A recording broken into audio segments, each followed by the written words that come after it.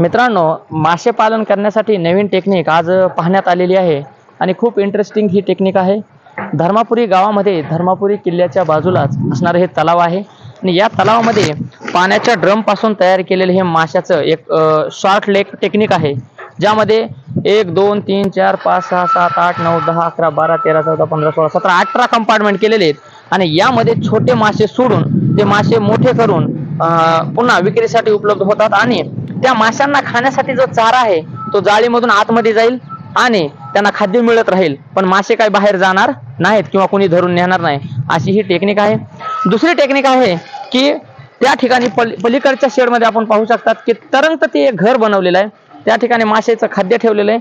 छोटे मासे त्या जाळी लावून त्याच्यामध्ये सोडलेले आहेत आणि ते मोठे झाल्यानंतर विक्रीला उपलब्ध आहेत आणि त्याचं बियाणं सुद्धा विक्रीला उपलब्ध आहे।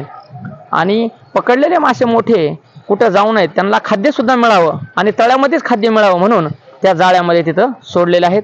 ही एक उत्कृष्ट नवीन टेक्निक मासे पालनाची आपण पाहू शकतात, जेणेकरून मासे पकडायला जास्त वेळ लागणार नाही किंवा परेशानी होणार नाही।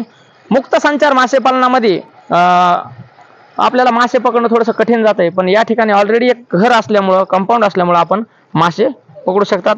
लोखंडाचे आणि प्लास्टिकचे ड्रम वापरून ही तरंगत मासे पालनाचं केंद्र या ठिकाणी आपल्याला पाहायला मिळालेले। अशाच महत्त्वपूर्ण व्हिडिओसाठी चॅनलला please like, subscribe and share. Thank you. जय हिंद।